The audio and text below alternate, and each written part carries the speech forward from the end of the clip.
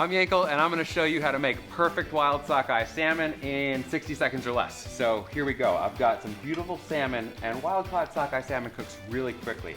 Now what I've done is I've got it skin side down in the pan the entire time.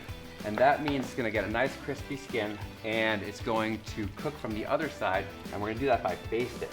So I've got some green onion in there. I'm deglazing with a little bit of sake just to add some depth and volume and flavor, and the salmon's gonna steam in that. And what I'm gonna do to cook the other side is actually spoon that butter right over the top of the salmon.